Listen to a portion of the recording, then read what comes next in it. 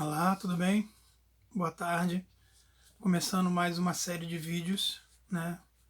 Hoje de história para a turma do sétimo ano, desculpa, onde nós iremos falar sobre as grandes navegações.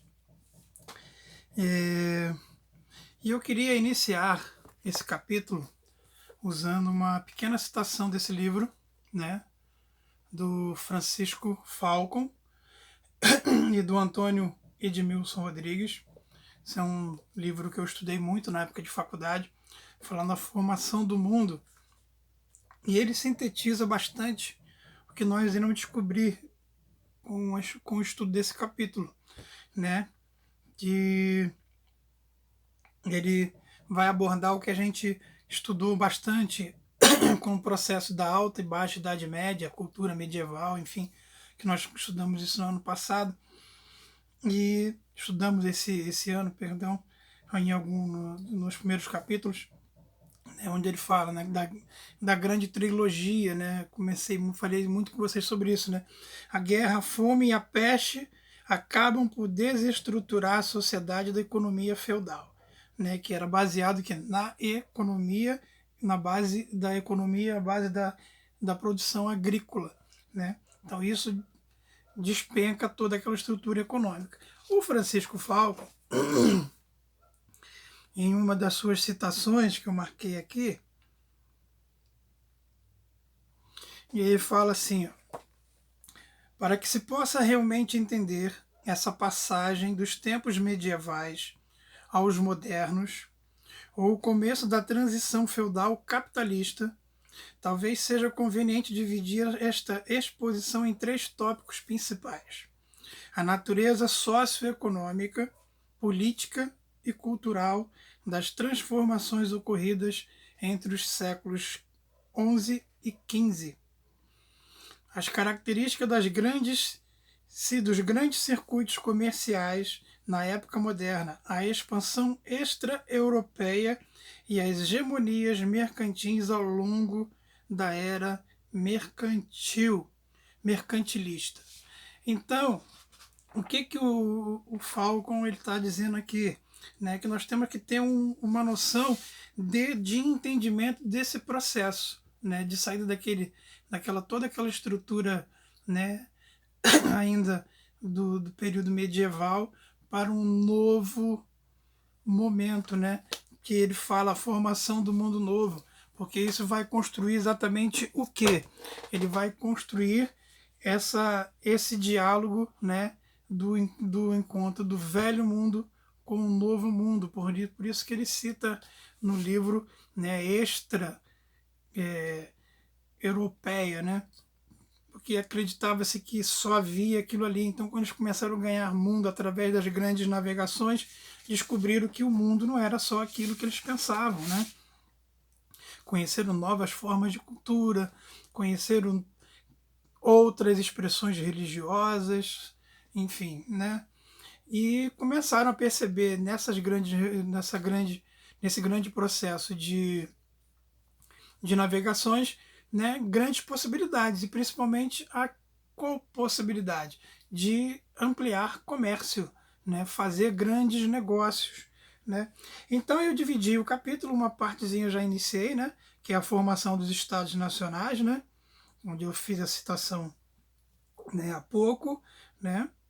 Aí ele fala, né, foi um impulso pelo comércio das especiarias, né, principalmente pelos italianos, né, das especiarias, né, tecidos, condimentos. Vamos falar sobre isso também. Tem até um quadro no livro que eu quero. Já tive alguns alunos me procurando para tentar identificar o que comercializava aqui, ali, enfim. Vamos falar sobre isso também. Então eu dividi ele na formação dos Estados Nacionais, né, as especiarias, né, luxo e sabor, né, navegar é preciso, né, 4, a expansão marítima, o périplo africano, né, que vão pegar as rotas feitas de navegação e de exploração pelos portugueses, espanhóis, ingleses, franceses, né, falaremos sobre isso. Depois as navegações feitas pelos espanhóis, né, a tentativa de partilha do mundo, né?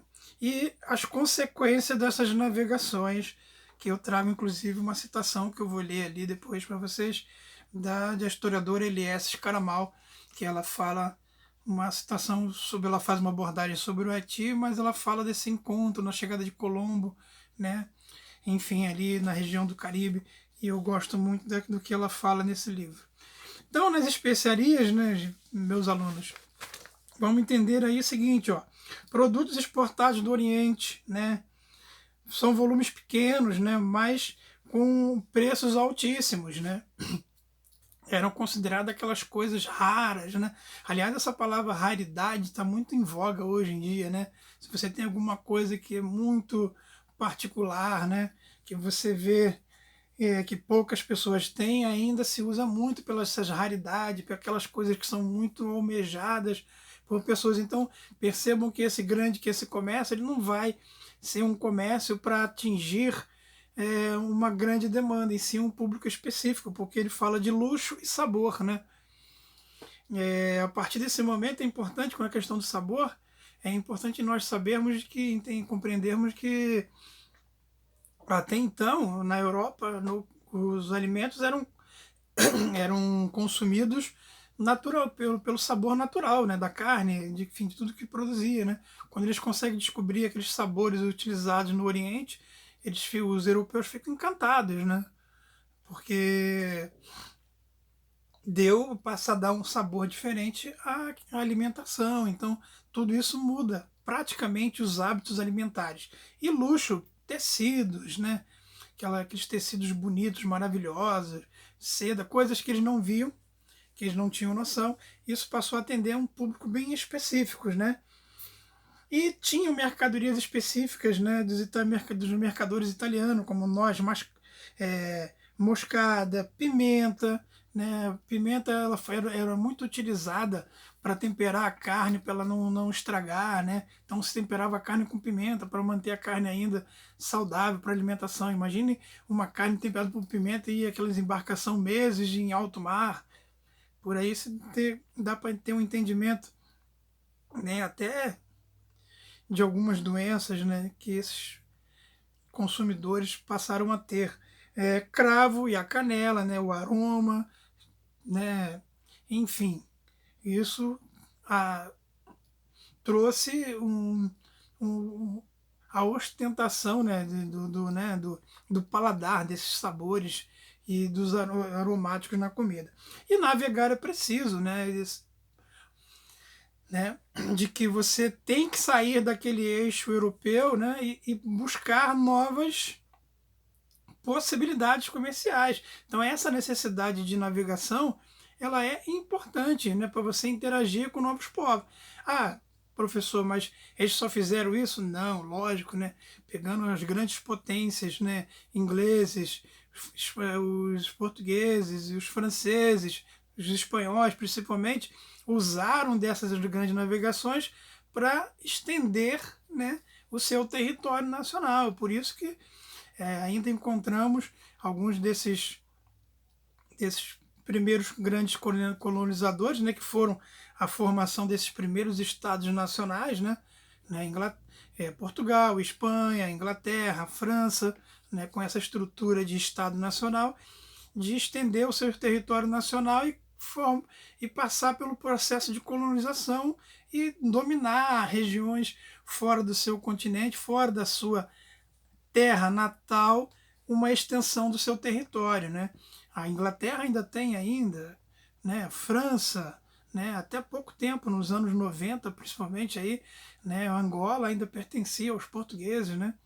Então há muitas questões. O Haiti, que era toda aquela ilha, uma parte foi dominada pelos espanhóis, depois uma pequena parte, 30% cedida aos franceses, né? Então o Haiti, por isso que se fala o francês, aí a maior parte da ilha, a República Dominicana, se fala os espanhóis, porque era dominada pelos espanhóis, mas por pouco quase que a Espanha perde esse espaço aí pelos ingleses. Houve uma guerra civil de 15 anos, né, que foram lideradas lá em prol dos franceses pelo Toussaint Louverture não permitiu que os ingleses tomassem aquele pedaço de posse, de extensão de terra dos espanhóis. Então percebam que existem inúmeras questões que a gente pode abordar, né? Estou falando assim despejando as informações, mas elas são longas, então não quero me aprofundar muito porque são assuntos que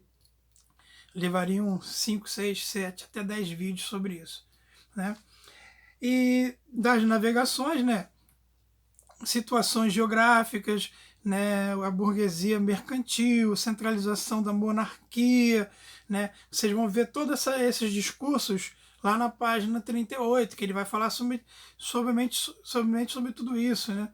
Então, de algumas estados-nações que conseguiram deslocamento porque seu posicionamento geográfico favorecia essas navegações, então eles tiveram mais prioridades. Por exemplo, os portugueses tiveram um avanço em primeiro momento porque eles se especializaram, né, principalmente nessa questão de como se preparar para as navegações, né, lá com Dom Henrique, né, o infante Dom Henrique, né, na região de Sagres, né, onde ele monta a escola de Sagres para formar cartógrafos, navegadores, né, e é por isso que nós encontramos, historicamente falando, muitos registros das navegações portuguesas, porque eles se tornaram profissionais nesse aspecto, né, porque eles registravam tudo, né, durante as viagens, no local onde eles chegavam. Então são muitos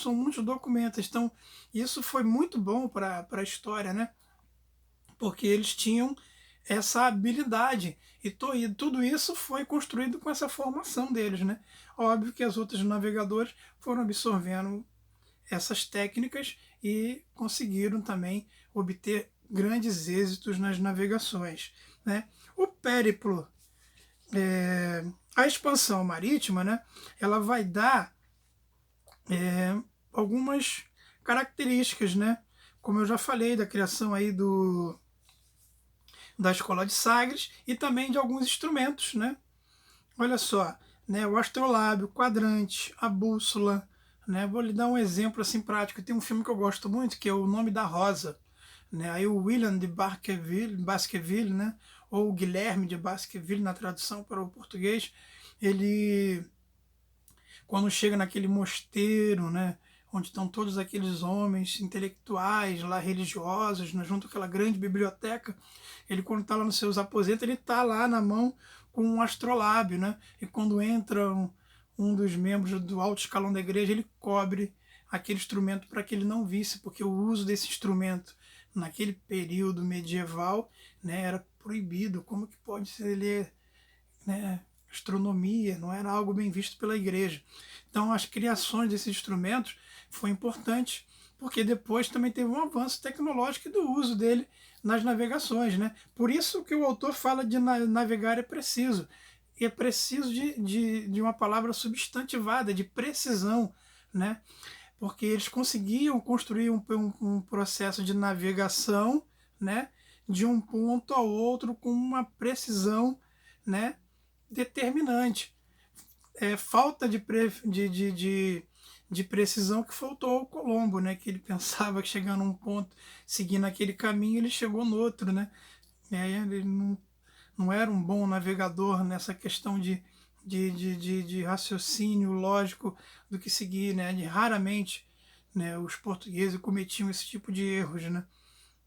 Quando eles chegam aqui na costa, né, das nossas terras, né, eles já sabiam exatamente a rota que tinham que seguir, porque eles já tinham um conhecimento de alguma coisa importante, né, de terras importantes nessa região. Então os portugueses eram muito práticos nisso, né?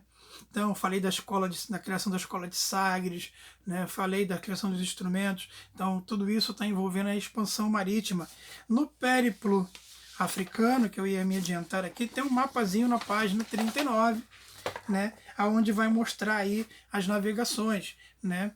Quem já na parte aí de estudos, né, eu lembro que o professor Paulo Vitor de geografia, ele vem fazendo um trabalho, né, sobre história da cartografia, então você, aluno, já tem uma orientação da leitura dos mapas, né? Então, abaixo desse mapa, ele classifica por cores, né, é, as rotas feitas pelos portugueses, pelos espanhóis, né? Enfim, mostrando o segmento de cada um deles aí nessas linhas, né? Então tem as linhas de deslocamento entre um continente e o outro, né? Qual o caminho que eles pegaram, aonde eles chegaram, o que eles conquistaram e por aí por diante, né?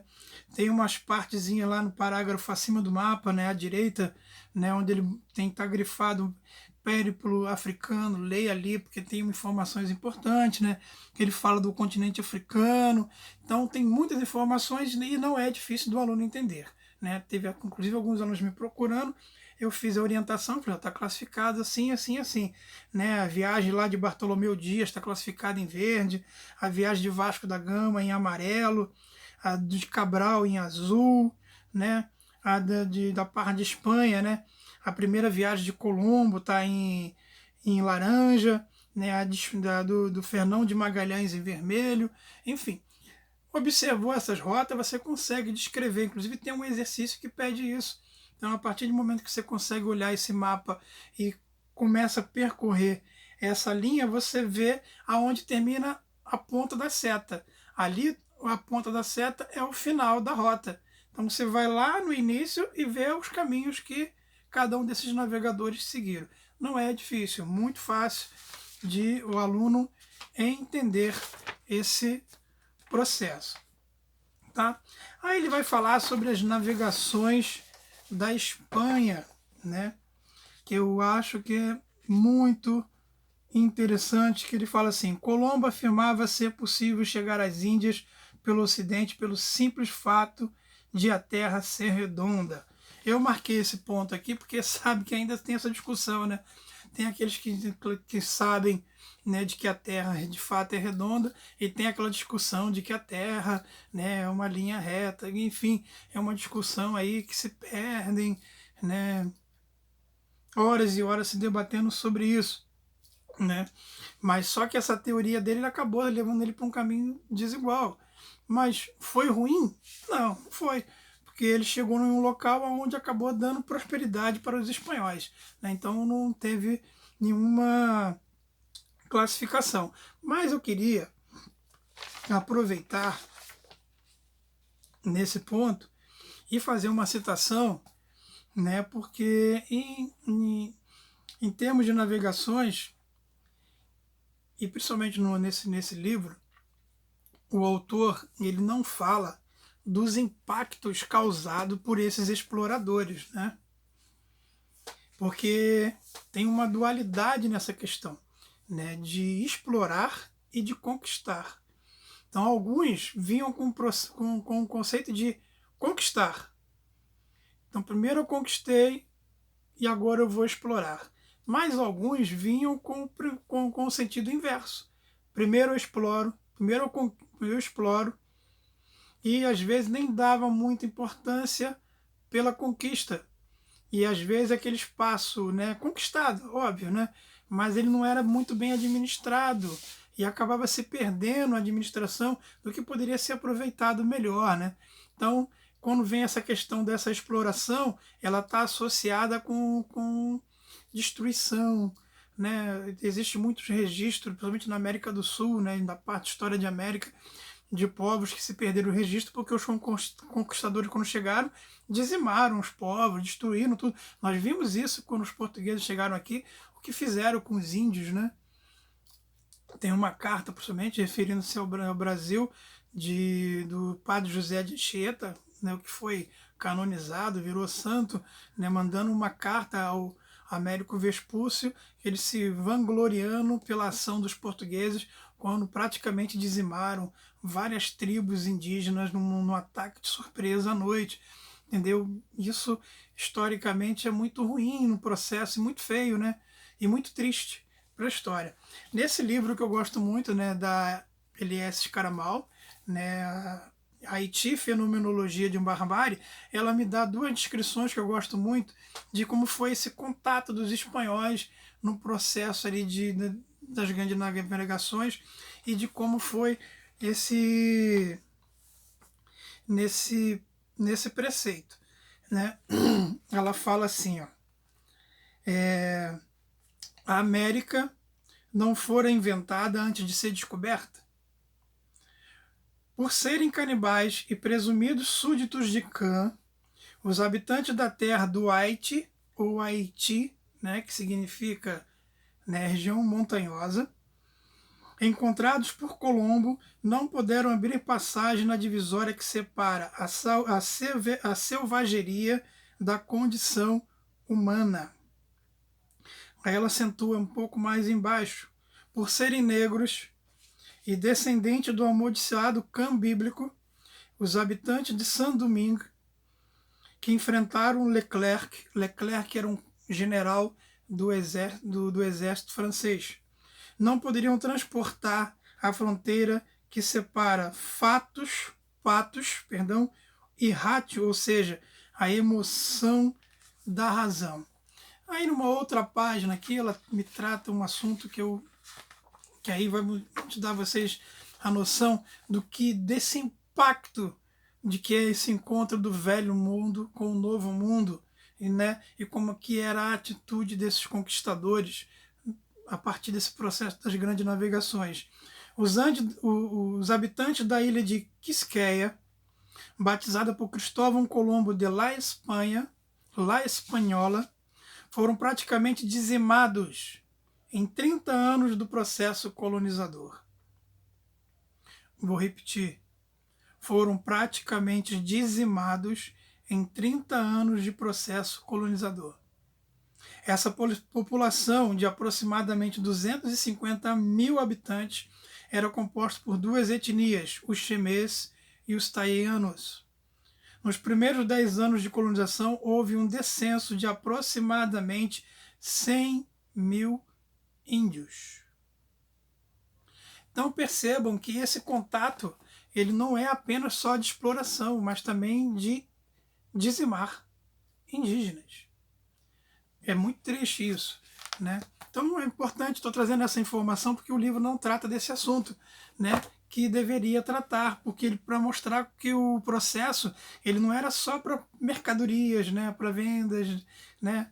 Mas se ele tivesse que o colonizador e o explorador ele tivesse que matar para poder conquistar aquilo dos seus desejos que interessasse aos que estavam no poder das grandes cidades-nações, ele faria isso sem pensar em nenhum momento naquelas vidas que foram dizimadas, né?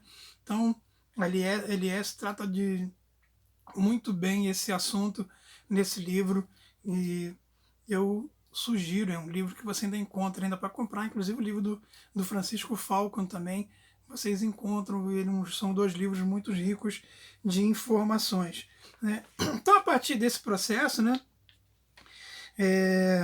tem a tentativa da partilha do mundo, né?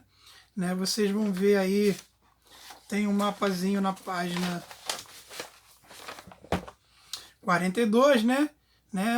A partir lá do Tratado de Tordesilhas, né? Mas uma parte era muito mais oceano, outra parte muito mais terra. Então esse tratado, chegou um momento em que esse tratado não foi nem levado muito a sério, né? E nem muito respeitado. Porque ele acaba não dando muito resultado, né? Porque favorecia muito, né? Porque os portugueses iriam se sentir iriam ser muito mais privilegiados, né? Então, até para essa questão aí de partilha de terras, não houve muito consenso e nem muita respeitabilidade. Haja visto, né, quando os portugueses dominando todo o nosso país, né, hoje Brasil, mesmo assim houve invasões inglesas, francesas, holandesas, uma tentativa de tirar um pedaço de Portugal, né? Mas os portugueses, como tinham uma potência, tinha uma potência bélica muito grande, eram muito organizados, né, armamenticiamente falando, né? Então eles impossibilitaram que houvesse a perda desses espaços para essas outras 3 Estados-nações, né? Então, esse é o conceito da divisão da partilha do mundo, né? Tem alguns documentos, esse documento da partilha ele foi tratado numa bula intercoetera, né? Lá do Papa Alexandre VI, né? Em dia 4 de maio de 1493, né? Que era a ideia de você fazer a divisão, né, do mundo, né? A divisão era posta de uma linha imaginária pelo Mediterrâneo, né? O tratado não deu resultado, né? Infelizmente não deu, né? Fizeram um novo acordo que era o Tratado de Tordesilhas, né?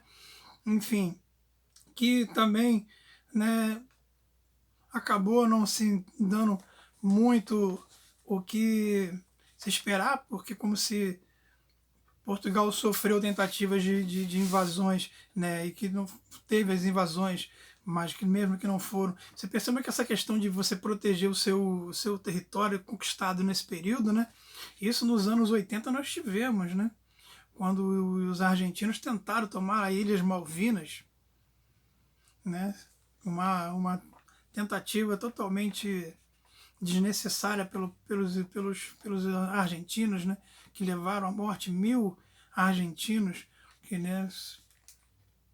porque eles não tinham estrutura para poder competir com os ingleses. Então é complicado isso ainda, mas há sustentação ainda dessas conquistas ainda até hoje, né, não é diferente.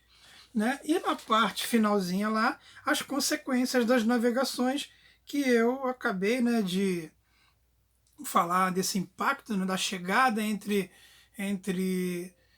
desse contato do velho e do novo mundo, e posteriormente a isso, o processo de aculturação dos índios, né, que é você introduzir a cultura do outro numa cultura que já era milenar naquelas culturas, né, indígenas, né, da falta de respeitabilidade pela religião daqueles povos, né, o processo de catequização dos jesuítas, né, de isso não só com os índios, mas também o processo de inserir esse com os negros inclusive. Isso foi interessante, né, porque quando tanto dos índios que foram tentados inicialmente serem escravizados, mas não conseguiram, porque eles eram arredios, mas com os negros causou uma discussão, né, porque desde o momento que ele era catequizado e ele aceitava Jesus como seu salvador e tinha agora o segmento pelo cristianismo, aos olhos de Deus todos os homens são livres. E como você vai falar isso por um proprietário de negros que vê o negro como uma coisa e não como gente? Ele agora é um cristão, então ele não pode ser mais ser considerado uma mercadoria, ele tem que ser tratado como um homem livre, né? Como gente, né? Tem acho que é no sínodo da igreja, não me recordo bem o ano, né? Poderia ter separado o livro onde tem sobre isso, que eles fizeram um debate para tentar resolver o que se fazer com essa questão e o que a igreja deixou para que cada igreja daquela localidade resolvesse o problema. Ou seja, ela lavou as mãos, né, porque os proprietários de negros não queriam isso. Se ele tinha lá na sua fazenda trabalhando para ele 20 mercadorias, né, e não gente trabalhando, e os 20 foram convertidos ao cristianismo, como é que ele ia fazer? É libertar aquelas pessoas? Então houve esse conflito, né? Questões que inclusive o autor não aborda, mas estou trazendo essas informações, né? Que o Blackmore trata desse livro. Aliás, tem 2 livros, né? A construção do processo do escravismo e o fim do escravismo. Então ele trata desse processo. Eu posso até trazer mais informações para os alunos que me procurarem pelo WhatsApp sobre esse parênteses aí. É porque a ideia me veio agora, né? Então por isso que eu estou citando. Então eu poderia ter trazido o livro para a gente poder ter dado uma melhor lapidada nessa citação, tá? Mas Enfim, esse é o tema aí das grandes navegações, né, do capítulo da turma do 7º ano. Dúvidas, me procurem, vou estar sempre à disposição de cada um de vocês. Não deixem de me procurar, tá, em dúvida, seja no exercício ou na interpretação de algum texto aí do livro. Ok? Um abraço e até a próxima.